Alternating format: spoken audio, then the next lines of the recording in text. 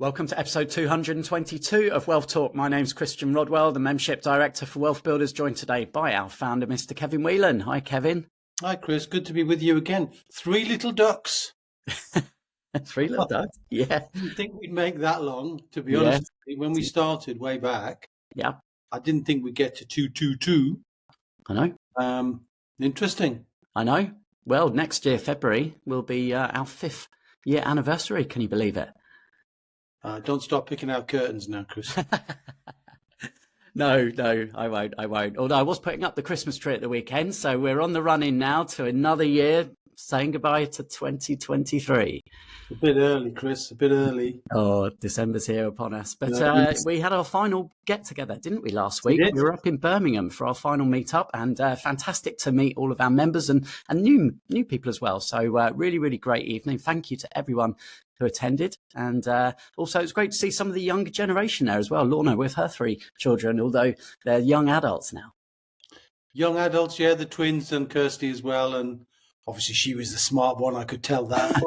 But it was all good fun, all interesting, and really, really enjoyed it. We did. And that kind of leads on quite nicely to today's topic, which is all around what they're now naming as generation rent, Kevin. So we've got Mr. Andy Haynes, who's Wealth Builder member and good friend of Wealth Builders, as our guest today. And Andy's written a book which really tackles what you could say is a rising kind of, is a challenge, is a problem for young people to be able to actually get their foot on the property ladder. Yeah, it's a very poignant point, actually, Chris, because my second son, Simon, was looking at the weekend and getting excited, with 4 or 5 properties looked at over a weekend, and that excitement picks up. But the emotion actually was part of his thesis when he did his property degree, about the emotion and the psychology of the young first-time buyers, and he felt it himself. He felt the kind of internal pressure of looking at properties, and Andy's right. Andy Haynes, great job, friend of Wealth Builders, super nice guy, consummate professional, as you'll hear. But the so many of our younger people are either denied getting on the property market because property prices increase so much, or so many of them feel like they can't get on. And I think that's the point that Andy's raising. Yes. So let's not wait around. Let's head on to our conversation today with Mr. Andy Haynes. Okay, it's my pleasure today to welcome Mr. Andy Haynes to Wealth Talk. How are you, Andy? Yes, I'm very good. Thank you, Christian. It's good to be here. It is. Now, Andy, just before we get into today's conversation, let me read a quick introduction so our listeners know a little bit about your background. And you've got a wealth of business experience behind you, Andy, ranging from senior retail career to car dealership management. And for many years, you were also a producer and a presenter at the BBC, which has also since enabled you to have a successful career as a public speaker. And many of our listeners will be familiar with you, I'm sure. And nowadays, you're an award-winning property investor, property trainer and mentor, author and broadcaster, and you've got your own podcast too. But not content with all of that, you're also a founder director at Bradley Haynes Law, a full-service solicitor firm based in Worcester. So there's a lot going on, Andy, and today we're really pleased to be welcoming you to talk about your brand new book, which is called No More Rent. There it is. Yeah, brand new book, No More Rent. The reason why I wrote this book is that I've been investing in property, Christian, for a little while. When I worked at the BBC, I recognised, and I loved that day job, but I recognised I didn't have enough money for my pension. And so if I could just get together my own little portfolio of properties that would give me a residual style income, that would be a great way that I could eventually retire. And I managed to do that, which was very successful. But the big thing I recognised was that a lot of people today are in what we call generation rents, that they don't ever think they could ever buy their own property. Property rents are so high they can't save for deposits. And I decided to do something a little bit about that, because I wanted to really help them to realise that there is a way if they want to. And I think the thing about generation rent is that lots of communities are sort of talking people about they're only ever going to be renting. Well, in reality, there's lots of things that you can do to buy your own property.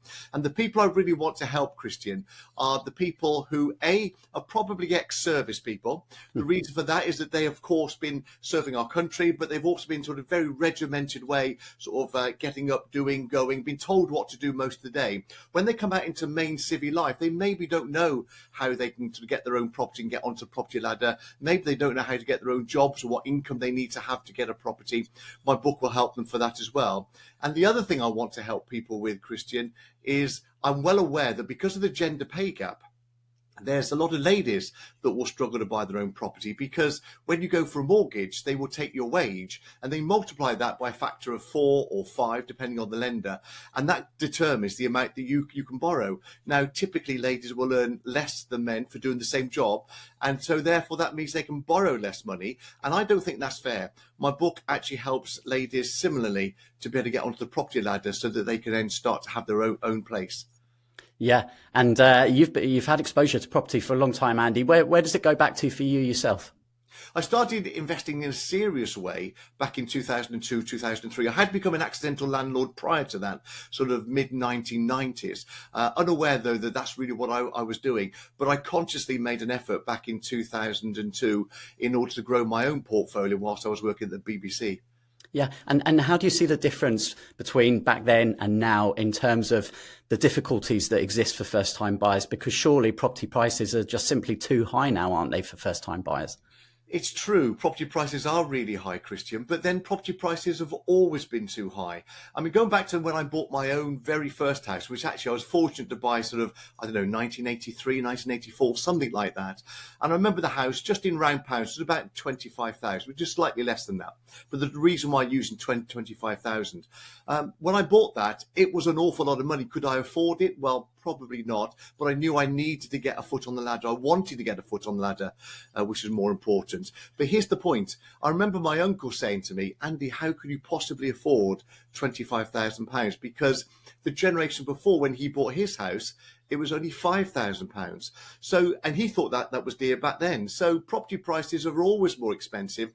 5,000 up to 25,000 was a huge jump for just one generation. That same property, by the way, Christian, 25,000 is now worth nearly 300,000. It's amazing how property prices have crept up over the years. So in the fact that property prices will always be stretched, they'll always be pushed up, we need to be creative in finding ways that we can get onto the property ladder if we really want to do so. And I'm really aiming to help people there are great ways that they can do it, simple ways that they can do it, but they have got to have that inner self that they really want to get onto the property ladder, because it isn't easy, but I know it is possible. Yes. Yeah. And there's some great statistics in the book that you've shared. I'll read a few of those out. 46% of under 35s now renting from private landlords. 41% of the average couple's income is spent on private rentals, and 23% of families living in private rented homes. So there's a real need for this information out there, Andy. Well, there's a few things to say on this, please, Christian, because the one is I'm not against renting. Okay, if people want to rent, that's absolutely fine. There's lots of benefit in people renting property. For example, any maintenance that needs doing on the property, you would get the landlord to cover that for you. If you're buying your own house, then of course you would need to find it. So people, and the other great thing about renting is that you could be transient more. Maybe you're on that career ladder. Maybe you want to stay somewhere for 6 months, 12 months, 18 months, but then you want to move and freely move, just give a month's notice and be able to move to a different part of the country. In fact, a different part of the world if you want to. So there's lots of benefits in renting, but I'm well aware that rents, of course, are being pushed sky high. The reason why rents are going up and up and up is because there's not enough property out there.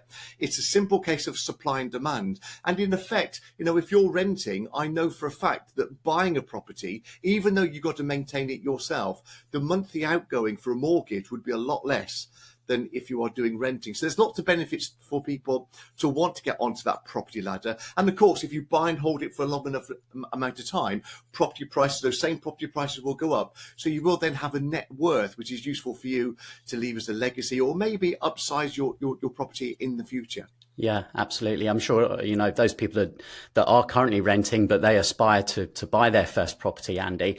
they understand the benefits that actually the mortgage may be less, but the big problem, the big obstacle in their way is saving up that deposit. Do you have any tips or strategies as to how people might be able to, to accelerate that process?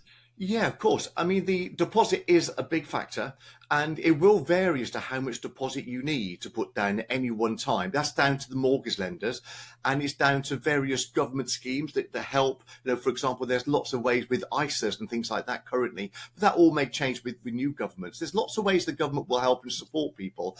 And currently, deposits on a mortgage, you can get a mortgage for around 5%. Now, the more you can put down as a deposit, will help you, because you will get a better mortgage rate if you can afford to put down more money as a deposit. And so the things I would say to people is, if you seriously want to get onto the property ladder, there's a little bit of a balance, because I'm well aware that if we're younger, sort of in our 20s, 30s, which the average age of the first time buyer is around 35. Lots of us also want to have a life. We want to go out socializing. We want to go out maybe finding partners and and doing all those kind of things. I know I wanted to do that when I was that age too.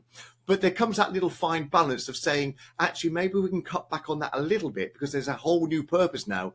I want to buy my own property. You'd be amazed as to how we can save quite a lot of money I'm not suggesting you don't go out. I just mean cutting back on the ways that you go out or the ways that you spend money, because there's now a whole new purpose. You want to get your own property. So that's the first thing to do. We all pay out lots of money in subscriptions. Do we really need to do that? Are there ways we can do it for less money? Which is another consideration as well. And I'm talking here about the Costa coffees and the Starbucks and those kinds of things. It's lovely going out socializing, but there are other ways that we can go out and socialize sort of on a lesser budget to help save us some money. And then, of course, the money that we're earning in our day jobs, it's lovely when hopefully we get an annual pay rise. That doesn't always happen, but when we do get a wage rise, we don't necessarily save that money. It just means that we just live slightly better. And, it just goes on various things. And it's about making that conscious effort to say, actually, I'm getting an extra £50 a month, £100 a month, whatever it is. Let me now deliberately save that. And that, again, would soon mount up for people to have this little pot of money that they can put to one side. Birthdays, those kinds of things. Maybe you put that towards your deposit for your property. Holidays, maybe you just take a slightly lesser holiday, and you can save some of that money as well. It's about being conscious ways of finding deposits. Yes, absolutely. I guess having a clear plan and focusing on that. I know the word focus is close to your heart, with forming part of your company name there as well, Andy. And one of the testimonials I've seen on your book, No More Rent, was from Daniel Hill, Young Property Entrepreneur of the Year. And I remember on an interview for WealthTalk, he said sometimes you do need to just hunker down and, as you say, remove some of those, unnecessary expenses perhaps, and just really minimize the outgoings until you achieve that goal of perhaps your first deposit. Yeah, I think when you're doing it for a purpose, Christian, it actually becomes a bit of fun. You actually look forward to be able to save this money here, save that money there, because it's going to a real purpose. It's going towards my house buying fund. And then because you so much want to buy that property, you actually can enjoy that whole process. Yeah. Well, talk about purpose, a reason why. You're a loving husband, a father, a granddad as well, Andy. So it's without a doubt that those roles are really a driving force for you. And, we have just launched Wealth Builds for Families as well. So this is really pertinent timing, certainly for our community, because we know, banker mum and dad is not always available, right? And so pleased that we're able to talk about this subject today. Yeah, it's good, isn't it? I mean, I think it's lovely that mums and dads do want to help their children, which is lovely. I would want to do that as well. And I also think there's also sometimes we think about a legacy that's coming to us, maybe our favourite aunt or maybe a grandparent, or it could even be our parents that might one day leave us some funds, which is lovely. The challenge with that, I think, it's a bittersweet thing.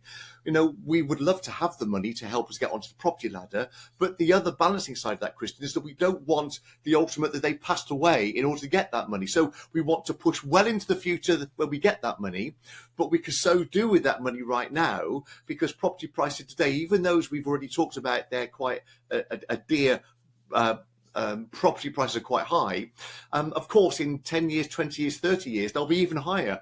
So there's a way and a fine balance. And one of the things I do talk about in the book is looking at ways as to how we can get money right now from our parents, grandparents, favourite aunts, but in a way that they can still be alive to see us doing something good with that money, and obviously putting it to very good use and not spending it wildly or whatever. Yeah, no, indeed. And your book is full of different tips. And are there any things that we've not talked about so far, Andy? Anything else for first-time buyers that they may need to consider? Yeah, I think the big thing to think about is that you do need to get yourself mortgage ready. And obviously it's lovely if you can buy it for cash, but a lot of us can't buy a property for cash. But who knows, that sort of legacy you might get left might mean you can buy your property for cash. But for most of us, it's about getting ourselves mortgage ready. And what do I mean by that? Well, you do need to think about your credit rating. Lots of us live on credit cards. There's nothing wrong with having a credit card, but you need to think about the amounts you're paying off. If you're paying the minimum per month, then when you come to get a mortgage, they will look at all of those factors and determine as to whether you can afford the house or not. And if you're living sort of on the maximum of your credit cards, then that wouldn't necessarily help you. So a few ways I can help you is to always think about paying more than the minimum, which is good. That means you're paying it down faster than you're adding to it. Lots of us will have 2, 3, 4, 5 cards, even more credit cards than that. Look to pay off credit cards so you have only got 1 or 2. The reason for that is that they're looking at them as to whether you are living off credit all of your life or whether a mortgage would be the right thing for you. So to be able to pay off your credit cards and only have 1 or 2 would be a good thing. The way to do that is to pay off the most expensive first. Once you've paid that off, then of course the money you were paying on that one, you can afford then to up what you're paying on the other credit cards. That means you pay them off sooner. When you've paid that off, you can up it even more then to pay off the other credit cards. And then the ones you've paid off, I would suggest that you cancel. Even though they're at a zero balance, that still, strangely enough, goes against you for credit rating, because the mortgage lenders will look to say, well, I know you're only spending on, let's say, 1 or 2 cards, but you have got these 2 or 3 other ones with the zero balance. If we give you a mortgage today, you could then go out the next day and maximize on those 3 other cards to then obviously have not enough spending money. So I would suggest pay off your cards, but then close down the cards as well to have just 1 or 2. And just to be clear, mortgage lenders love you having a credit card. And the reasons for that is that they know that you can manage your money. They know that you can manage credit. They know that you're managing it by paying it off. And ideally, you want to have a zero balance every month by paying it off in full. I know there are pinch points throughout the year when we maybe need to spread it over a month or 2. But if they see you doing that, and they know that you're managing your money, that will help you to get a mortgage. Yeah, very helpful indeed. Thank you, Andy. Now, property investors will always be looking at the market conditions and interest rates and all of these things as we approach 2024. Perhaps it's slightly different for first-time buyers because they just want to own their first home, don't they? So in terms of timing, looking ahead to 2024, any comments at all? Yeah, I mean, it's quite interesting, isn't it, what's happening with the Bank of England base rate. The Bank of England base rate will determine the mortgage rates. And of course, at the moment, we're sort of seeing mortgages at 5%, 6%, maybe slightly more than that. And it's quite an interesting time. I remember when the Bank of England base rates was normally 6% to 7%. I know that's a few years ago. And, so to me, the rates we've got right now are actually quite normal rates. Of course, we've lived because we had the bank crash of 2008, 2009, where the government then and the Bank of England brought the base rate right down. It went as low as 0.1% at one time, but mostly it was sort of around 0.25% or 0.5% at that time. And we were used to those for really many, many years. So to have interest rates right now at 6%, I realise it's higher than we've been used to, but it is quite normal. And I think we need to get used to interest rates being around this level. They will fluctuate a little bit less, a little bit more.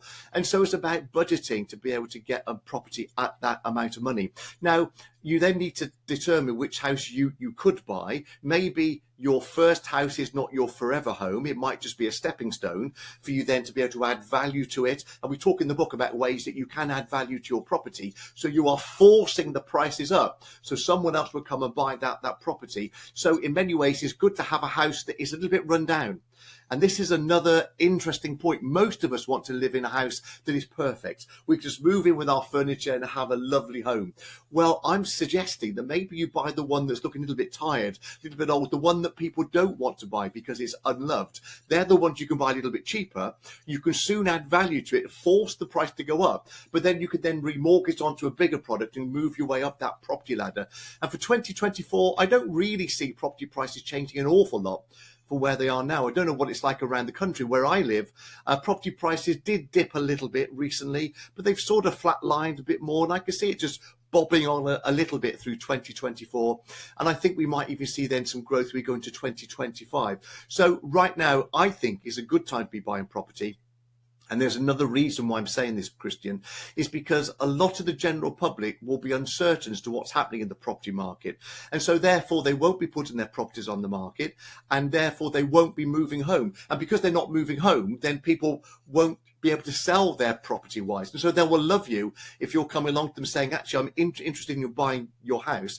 And they will then talk price because people are wanting to sell, but there's not that many people wanting to buy. So if you're in the market wanting to buy, this could be a great opportunity as we go into 2024 and beyond. Yeah, and I know there's many, many more creative strategies just like that inside the book. Your brand new book, No More Rent, the first-time buyer's key to unlocking home ownership. That's out now, Andy. Where should people head to pick up a copy? Well, there's a couple of ways that you can buy a copy. One is directly from my website, which is nomorerent.uk. So it's simply nomorerent.uk. That's the best place to get it from, although it is available at Amazon and it might be available in your local bookshop as well. Oh, that's fantastic. And for Wealth Builder listeners to the Wealth Talk podcast, I believe you put together a short audio recording, which gives a taster of the first couple of chapters or so. And we will make that available. If you'd like to download that, head to wealthbuilders.co.uk/222, today's episode number. So thank you for supplying us with that as well, Andy. Delighted to offer that. It's me narrating the book from the very beginning through as to why I got involved in property and what the opportunity is in the marketplace right now. It goes up to sort of mostly part of chapter 2, and it's about 29 minutes long, give you a real flavour for how you can go out there and buy your own property. And of course, if it's not you, you may be on the property ladder already. Maybe you've got your children, your nieces, your nephews, or maybe it's sort of a friend, a neighbour that you'd want to inspire to get onto the property ladder. It really will help anybody wanting to get their own first home. Yeah, no, it's fantastic. We talk about the ripple effect, and I'm sure this will lead to helping many, many people. So good luck with the book, Andy, and we look forward to working with you much closer in 2024. Well, I'm delighted to be part of Wealth Builders. I've had my own pension with you, and I like to inspire other people. But it's great being a part of something and being able to give back as well. So thanks for having me here today, Christian. You're welcome. Thanks, Andy. Okay. Good chatting to Andy as always there, Kevin, and some really good tips that he's got in his book. We can pull out a few of those and discuss them a little bit further. But before we do that, let's head on over to Trustpilot and read out one of our latest reviews that we have received. And let me skim through here. And I know that there was one that caught my eye, which is from Neil, who says, "What can I say? Since finding property education and the Wealth Builders Academy, I believe my biggest win to date is the fact that I have found who I truly am as a person and as an entrepreneur and property professional.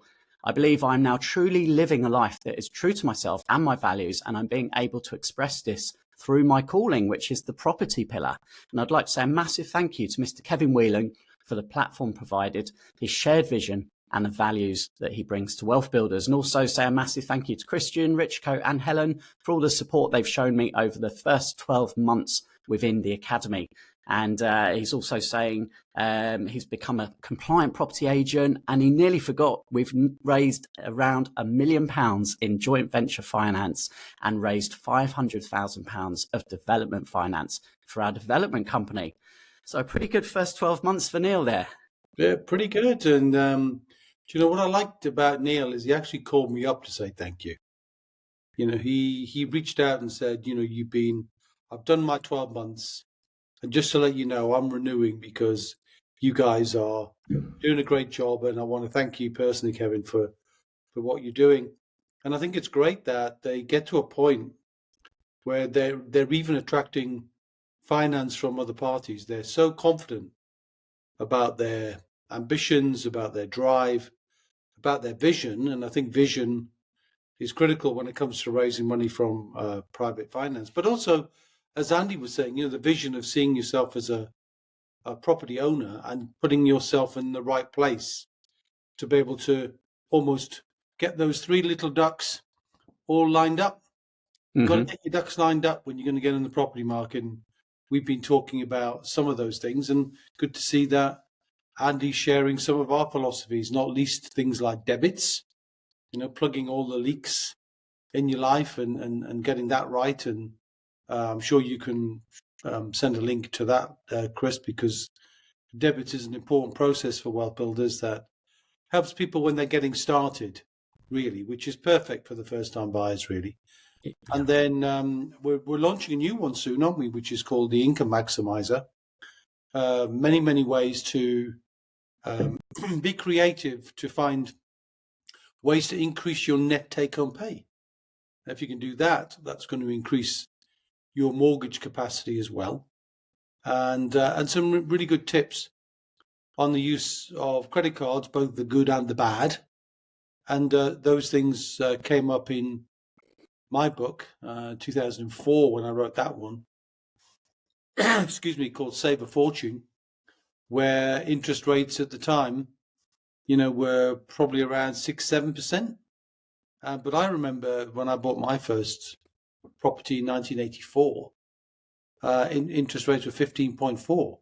So, it's a very, very different world we live in. And I think I don't think we're set for 0%, 0.1, 1% interest rates for the future. So I think the affordability issue is going to be a key one, which is where the deposit side of things, as Andy outlined, becomes critical. And it's hard, isn't it, to save money for deposits and keep saving, because by the time you catch up with the deposit, the property's already out of your reach. So that's where Bank of Mum and Dad become increasingly important. And I'll be writing some materials for our family's content about Bank of Mum and Dad and how to be the best possible Bank of Mum and Dad, and what the pros are, what the cons are, and how to get involved if you don't really want to be just gifting money. Lots of different ways, not least, I was thinking about my own son buying a property with his girlfriend. They want to keep their legal life separate with proper declarations of trust and those sorts of things. So lots of things to learn and understand, but Andy does a good job of positioning them. Yeah. If you're a regular listener to Wealth Talk and Wealth Builders material, then you'll know that our main focus is on helping our members to move from a place of financial insecurity through to security and then onwards to financial independence. And that's all based around our model of the 7 pillars of wealth, Kevin, 7 assets that you can use to generate recurring income. And pillar number 1, we call home capacity. Now, I don't know if you know, Kevin, but Spotify have now just added audiobooks to their repertoire. So as well as Audible, you can now listen to audiobooks on Spotify. And I've been listening through the Rich Dad collection, and Rich Dad's one of his famous quotes is, "Your home is not an asset." So I just want to throw this one out to you, Kevin, and see what your thoughts are on that comment. Well, I think there's never a definitive when it comes to wealth, because no matter how thinly you slice anything, there are always 2 sides to it. So your home can be an asset. It can be an asset even if you just want to live in it mortgage-free like me, not necessarily from a recurring income point of view, but from a peace of mind point of view and a quality of relationship point of view. Remember that wealth is a holistic part. It's about your financial wealth, your mental wealth, your physical health, your relationship wealth. So from a perspective of many people want to become mortgage-free, that's great. However, in the context of where building wealth is concerned, I think for many people, the property becomes a potential asset, a latent asset, as I would call it, in really one of 3 main ways. One way is using the space, finding the space that you have around you, whether it's inside and outside, and creating space that you can rent or create some kind of value from. And we've got many of our Wealth Builder clients and members have done that. Secondly, the ability, once you build equity, you get a gap between the value of the property and the value of any mortgage, if a mortgage exists, then you tap into that to raise deposits for other property, for example, which then gets you accumulating property as an asset in all of its different types. And the third is, well, it could even be older people, baby boomers, like me, when they get to a certain point when they've got properties with no mortgages on them, do they tap into that equity either for themselves to create an income stream because they didn't do a great job with their retirement planning and wealth planning generally?